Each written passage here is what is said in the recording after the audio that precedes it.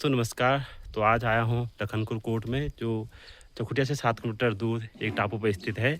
तो अब मैं आगे की जानकारी तुम्हें बताता हूँ। ये है मेरे भाई, तो अभी नमस्कार। बताएंगे आपको आगे की जानकारी। तो देखिए, सर्वप्रथम हम मंदिर के अंदर एंटर्ड हो चुके हैं। तो ये आपको दिखाते हैं, ये 108 शिवलिंग है। जी 108 शिवलिंग हैं, तो उस समय जो राजा महाराजा रहे होंगे, 108 शिवलिंग की परिक्रमा कर सबसे पहले उनका कार्य पूजा पाठ वगैरह वो यहाँ पर किया करते थे। जी और ये मंदिर आज भी विद्यमान है। 108 शिवलिंग आप यहाँ साक्षात दर्शन कर सकते हैं। ठीक। और जो भगवान शिव का जो मुख्य मंदिर है वो ये है। यहाँ पर की एक बहुत ही भव्य शिवलिंग है। और आप देख रहे हैं कि यह उस समय का बहुत ही प्राचीन है, कोई नवनिर्मित नहीं है। कृत्रिम, इसको नेचुरल बोल सकते हैं आप, जी नेचुरल एक शिवलिंग है। अब आगे आइए, अब हम दिखाते हैं।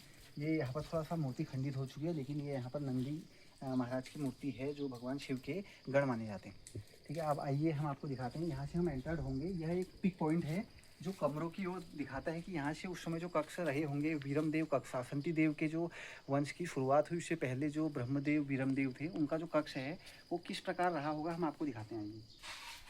ये गुफा है। ये गुफा है।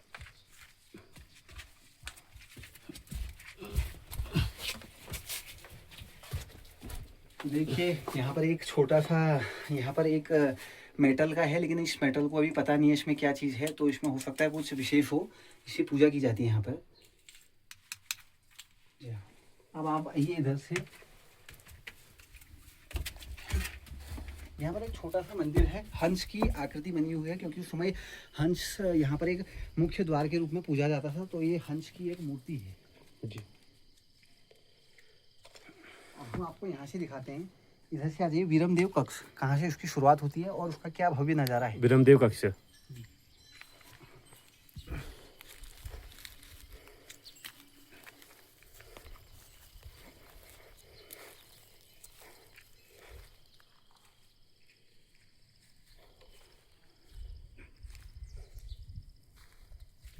ये आप देख सकते हैं, कितना सुंदर दृश्य है यहाँ पर।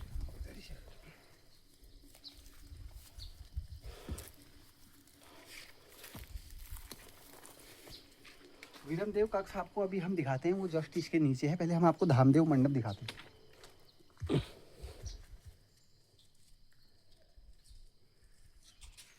तो देखिए, ये है धामदेव मंडप। और उस समय जो धामदेव, जो आप उत्तराखंड का इतिहास पढ़ेंगे तो धामदेव जी के बारे में आप पढ़ेंगे, तो वो कलात्मक मूर्ति इस समय जो रहे होंगे, किस प्रकार उन्होंने मुकुट धारण किया है, उनकी मूर्ति कलात्मक दृष्टि से वो आपको दिखाई जा रही है। और यहाँ पर माता की त्रिमूर्ति स्थापित की गई है। अब हम दिखाते हैं आपको वीरमदेव कक्ष, जहाँ से चकुटिया का भव्य नज़ारा दिखता है। और पूरी चकुटिया का क्षेत्र यहाँ से आपको दिखाते हैं।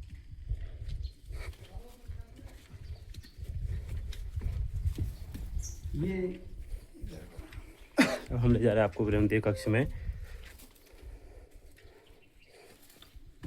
ये है आपका विरमदेव, आपको बता दें, विरमदेव राजा था। हाँ, वीरमदेव जो थे कत्यूरों के अंतिम राजा थे, जिसके बाद असंती देव वंश की शुरुआत हुई, जो कत्यूर बैजनाथ घाटी से स्टार्ट हुई।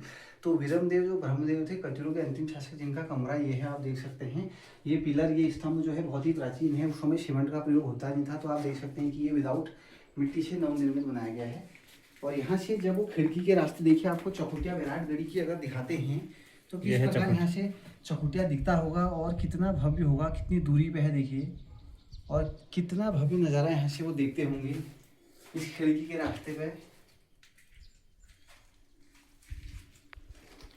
ये आपने देख लिया विरमदेव कक्ष। तो ये एक भंडारण कक्ष है जो पहले रहा होगा, और इसमें अभी रंग रोगन का कार्यक्रम चल रहा है। अब आपको दिखाया है राजा मालूशाही कक्ष। ये है राजुला मालूशाही का कक्ष। आपने शायद अपनी प्रेम कथा तो उनकी सुनी होगी। तो ये है उनका राजुला मालूशाही कक्ष। यहाँ देखते हैं कि तो थोड़ा सा राजुला मालूशाही के बारे में बताना। राजुला मालूशाही, देखिए मालूशाही को तो आप जानते ही होंगे, जो कि एक बहुत ही अच्छे राजा रहे हैं। और मतलब कत्यूरों के, उनकी प्रेम कहानी राजुला, जो कि आपको पता है नेपाल की मूल निवासी थी, और मालूशाही हमारे कत्यूर घाटी के थे। तो वो किस प्रकार से उनका परिणय यहाँ हुआ, स्वप्न उनको जो हुआ उस जो हिसाब राज से जो मालूशाही है वो यहीं आई थी मिलने उनके वो लिए। यहीं आए थे। क्या वो कबूतर? वो कबूतर बन के जब वो आए उड़ के, तो उनके द्वारा यहाँ पर एक स्वांग रचाया गया जिसके इनको स्वप्न हुआ मालूशाही जी को। और मालूशाही दूसरे दिन उठ के खड़े हुए कि यहाँ पर कोई आया था। उन्होंने अपना एक मतलब खून से एक पत्र लिखा हुआ था उनके लिए। तो उनको बहुत ही मतलब वो प्रेम कथा, क्या ही प्रेम कथा रही होगी, जो कि आज के समय में हम नहीं देख सकते कहीं पर भी। तो उस हिसाब से फिर वो बागनाथ बैजनाथ मंदिर में उनकी मुलाकात हुई। किस जी। प्रकार से वो एक चीज हुई होगी, कितना देश विदेश का अंतर रहा होगा। तो आप देख सकते हैं कि किस प्रकार से ये वो प्रणय है आज राजूला मालूशाही कक्ष जहाँ पर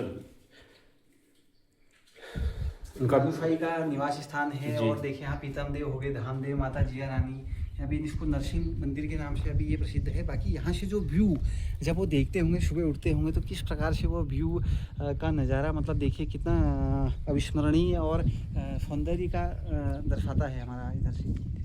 अब हम आपको ले चलते हैं दूरबीन की ओर, जहाँ पर वो अपने वो देखते थे। दूरबीन की ओर जहाँ से आपको दिखाया जाएगा। ये है, ये इनकी इस जरा इस ये वाले ये आसन के बारे में बताइए। इस आसन देखिए ओम भूर्भुवः स्वः, यहाँ पर आपको जो है आपका हम एक वो लिखा हुआ है संस्कृत में, जो आपको पता है कि कच्चरों की भाषा संस्कृत थी। यहाँ पर देखिए इन कलात्मक चित्रों को देखिए कि किस प्रकार से इसका दृश्यम यहाँ पर दिखाया गया है। और यहाँ पर सिंहासन था, यहाँ पर आपको दिखाया जाएगा। यहाँ जब राजा होते थे तो इसका सिंहासन लगता था। देखिए पूर्व दिशा की ओर ये सिंहासन लगा हुआ है, और किस प्रकार से सिंहासन लगाता था। और यहाँ देखिए ये तो बाद में नवनिर्मित हुआ, लेकिन जो सिंहासन है वो बहुत पुराना सिंहासन है पहले से ही। और सूर्य देव का इसमें चित्रण है, चक्रचूड़ा मणि का एक उपाधि के हिसाब से। यहाँ पर देखिए आप, यहाँ पर नाम दिखाया है सिंहासन। सिंहासन, तो ये राजा का सिंहासन यहाँ लगा करता था। तो उस हिसाब से आपको दिखाते हैं। अब चलते हैं दूरबीन की हम ओर। जाते हैं थोड़ा सा ये दूरबीन की ओर। ये जिया रानी मंडप। ये जिया रानी का मंडप, ये है जिया रानी का मंडप, माता जिया रानी। ये है पे यहाँ पर लिखा है, देखो ये लगम देखिए प्रथम देव आपको। देखिए आपको हम इसमें बता देते हैं क्या लिखा हुआ है। देखिए यहाँ पर लिखा हुआ है कि लखनपुर आसंती देव, वसंती देव, पीतम देव, जिया रानी, धामदेव, मालूशाही, बिरमदेव आदि अनेकों राजाओं देव पुरुषों की जन्मभूमि और राज निवास करती थी। इतिहासकार कनिंघम के शोधानुसार चीनी यात्री ह्वेनसांग लखनपुर जब आए थे तो यहाँ आसन, सिंहासन, सोरंग, गुप्त मार्ग, जो मैंने कहा कि माता यहाँ से नीचे रामगंगा घाटी स्नान करने जाती थी, उस गुप्त मार्ग के बारे में चवाड़ी घाट, गुड़खुल, भिकवा, नौखाई, विरमदेव, नौला, चारकोट, शुड़िया आदि स्थान, इस देवभूमि में प्राचीन काल से ही अर्चना पूजा होती है। तो इनका जन्म स्थान रहा है ये केंद्र मुख्यतः। तो अब हम आपको दिखाते हैं कि यहाँ से जो जिया रानी का मंडप है, तो जिया रानी माता का जो ये मंडप है ये एक प्रसिद्ध है। और आपको देख सकते हैं चक्र चूड़ामणि की यहाँ पर पीछे से ये अंकन किया गया है माता का। जब ये मंडप माता पूजा करती होगी यहाँ, तो उस हिसाब से यहाँ पर ये चीज़ें विख्यात है। ये जो इनकी मूर्ति है, ये थोड़ा सा मुगल काल में शासन, जब मुगल यहाँ आए तो इन्होंने क्या करे कि हथियार चला दिए, सारी मूर्तियाँ खंडित कर दी। आप आज कहीं भी जाओगे तो वो सारी मूर्तियाँ आपको खंडित मिलेंगी। तो कहीं ना कहीं हमारी एक नुकसानी है हमारे लिए, हमारे उसके लिए। तो ये बताइए, ये है इनके बारे में बताइए। ये देखिए, ये यहाँ से दूरबीन है, यहाँ से कोट इतना ऊपर आपको जो ये दृश्य दिख रहा है, ये कोट के नाम लिखे होंगे। ये कोट्स के नाम लिखे हुए हैं। देखिए यहाँ जो है ठोकरी खोट लिखा है, कुथाड़ लिखा है, दुनागरी कोट लिखा है, मनकोट लिखा है। और यहाँ पर आपको तड़ाकताल की देखिए वैराटगढ़ भूमि भी लिखी है। चौखुटिया होगी, रामगंगा वैराट हो गया, पूर्वी पश्चिमी तड़ाकताल, इतने ये कोट थे। मान के चलिए आप 3, 3, 6, 7, 8, 9, 10, 11, 12, 13, 14, 15, 16, 17, 21, 22, 24 कोटों का इसमें से यहाँ से दिखते थे कि कहीं कोई दूसरी सेना हमारे ऊपर आक्रमण करने तो नहीं आ रही है, या कुछ इस प्रकार की चीज़ें तो नहीं हो रही हैं। तो यहाँ से ये है दूरबीन। तो यहाँ से लोग जो उनके सैनिक थे यहाँ से देखा करते थे। यहाँ से जो यहाँ पर दूनागिरी की पहाड़ियाँ जो भी दिखी है वहाँ पर, यहाँ पर से इनसे साफ दिख रहा है। तो ये अभी उस प्राचीन काल के रहे हैं। तो उसमें आपको देखा जाएगा कि आप खुद ही सोच सकते हैं, जब आप कभी यहाँ पर आएंगे, दर्शन के लिए आएंगे, तो आप खुद ही देखिए कि ये चारों तरफ से घिरी हुई घाटी में एक यही स्थान क्यों रहा जहाँ पर उन्होंने ये अपना स्थान चुना। क्योंकि यह मुख्य रूप से क्या है कि एक मेन पिक पॉइंट है जहाँ से सबकी देखरेख हो सकती है। और यह सुरंग के लिए है, जो कोटों में ये जो बनाए गए हैं, ये दूरबीन आप देखोगे ये कोई मजाक के दूरबीन नहीं है। यहाँ से हर एक पहाड़ी अलग दिखाई देती है जहाँ पर ये लिखे गए हैं। तो अभी हम प्राचीन वो दिखाते हैं धान कुटने का, उनका धान कुटने का आपको हम थोड़ा सा इसके बारे में दिखाते हैं कि किस प्रकार से यहाँ पर ओखल रहा होगा, क्योंकि देखिए धान गेहूं की शुरुआत तो बहुत पुराने से होगी। आदि मानव काल से आपको पता है कि गेहूं की जब मानव ने विकास कर दिया था, तो लेकिन उस समय किस प्रकार की जो यहाँ पर ओखल, अभी आवाज़ भी आएगी आपको, दिखाऊंगा मैं यहाँ पर कि इस ओखल में पीतल का एक तो वो लगा हुआ है। ये क्या है ये एक प्रज्वलित यहाँ पर ऊपर वो जलती थी, क्या बोलते अच्छा, हैं, अग्नि, जिससे कि पता लगता था कि ये कोट इस ऊंचाई पर है। अच्छा। तो ये जैसे मसाल के तौर पर आप इसे कह सकते हो कि एक मसाल के लिए केंद्र रहती थी। और संस्कृत में इसमें लिखा हुआ है। और आपको ये दिखाते हैं कि ये जो ओखल है, देखिए अब आपको एक चीज़ दिखाते हैं। देखो ये तांबे का इस प्रकार का इसमें मतलब इस प्रकार का लौह तत्व इसमें लगा हुआ है, और कितना प्राचीन रहा होगा। ओखल की भी आप देख सकते हैं कि इसमें लोगों ने यहाँ अभी धान वगैरह का वो कर रखे हैं। देखिए ये धानों का वो कर रखा है, और इसकी आवाज़ सुनाते हैं हम आपको, देखना अभी। ये प्राचीन, मतलब कितना प्राचीन रहा होगा। देखिए इसकी हाइट देखिए आप, कितनी इसकी हाइट है। बाद में रंग रोन हो रखा है, लेकिन ये देखिए कि कितना वो है। आप इसको अच्छा। एक बार देखिए जी, कि किस प्रकार से यहाँ पर ये ओखल रहा होगा, और इस ओखल से यहाँ पर वो होती होगी। और प्राचीन पत्थर है, पीतल का वो लगा हुआ है, काफ़ी अच्छा है, काफी प्राचीन है, काफ़ी प्राचीन है। और यहाँ पर इसको आप देख सकते हैं।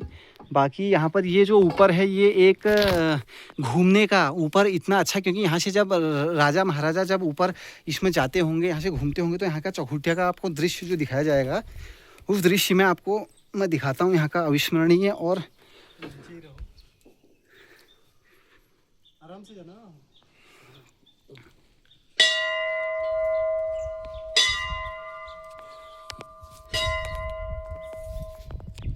ये है यहाँ टापू। यहाँ से पूरे चारों दिशाओं में जो भी हैं, पूरे यहाँ पर सबसे टॉप में है ये। तो यहाँ से उनके सैनिक यहाँ से देखते होंगे सब। ये देखिए, अब यहाँ से क्या है कि इसकी जब राजा महाराजा होंगे, उसकी मनोरम सुंदर घाटी को देखने के लिए यहाँ से वो निखारते हैं। ये देखिए इस प्रकार से, ये विदाउट सीमेंट के जो हैं, ये उस समय मिट्टी से निर्मित है, नवनिर्मित। तो यहाँ से इसकी सौंदर्य को देखने के लिए वो यहाँ पर इतनी दूर बसे। ये है लखनपुर कोट। तो ये है पूरा लखनपुर कोट का दृश्य, जहाँ रंगरोगन होने के कारण आज ये थोड़ा सा अपनी कलात्मक दृष्टि में आज भी उतना ही महत्व रखता है जितना प्राचीन काल में रहा होगा। ये पूरी बैराट गढ़ी है। आप यहाँ से देख सकते हैं कि इसी पीक पॉइंट से देखो आपको कितनी चीज़ें, कितनी पहाड़ियाँ दिख रही हैं। इसलिए देखिए, आप लेफ्ट को देखिए तो यहाँ से आपको अलग दिखेगा और पूरी पहाड़ी दिखेगी, कोई वो नहीं है। और आप राइट को यहाँ से देखेंगे तो राइट से आपको पूरी अलग अलग पहाड़ी दिखेगी, एक पीक पॉइंट है। तो आपको हमने दे दी लखनपुर कोट की पूरी जानकारी। तो आप आइए, यहाँ विजिट करिए। बहुत आपको यहाँ आके बहुत, अल्मोड़ा जिला, चकुटिया ब्लॉक, आप आइए यहाँ पर। चकुटिया नाम आपने सुना होगा, वहाँ से 7 किलोमीटर दूर है। तो ये आपको बता दिया है लखनपुर पोर्ट की इसमें जानकारी। तो हम मिलते हैं भाई से जो यहाँ पर क्या कहते हैं, कूड़ा वो कर रहे हैं। तो आप थोड़ा सा संदेश क्या कहना चाहेंगे आप? हम ये कहना चाहते हैं, जितने भी लोग इस देव स्थल पे आते हैं, कृपया यहाँ कूड़ा करकट ना फैलाएं, गंदगी ना करें, यहाँ का वातावरण को बनाए रखें। जी, देखिए भाई ने कितना, मतलब अभी देख रहे हो आप, भाई ने ये मतलब हमारे साथ ही आए हैं, लेकिन आगे से ये कूड़ा पूरा वो उसमें वो इकट्ठा करने में, क्योंकि यहाँ से कूड़ा हुआ था। तो और ये डिस्कम्पोज भी नहीं होता। देखिए प्लास्टिक है और इतने कम लोग यहाँ आते हैं, और अभी इतना कूड़ा हो गया तो समझो कि 1-2 दिन, 1 महीने बाद कितना कूड़ा यहाँ जमा हो जाएगा। तो कृपया इसको दृष्टिगत रखते हुए जितने भी श्रद्धालु यहाँ आते हैं, कृपया यहाँ क्षतिग्रस्त ना करें। जी, चीज़ों को वैसे समाये रहे जैसे हमारे पुरातत्व विभाग इनको संजोने में लगा है। तो नमस्कार, तो धन्यवाद आपका बहुत बहुत जानकारी के लिए। तो आप आइए, यहाँ विजिट किए तो आपको बहुत अच्छा लगेगा। धन्यवाद।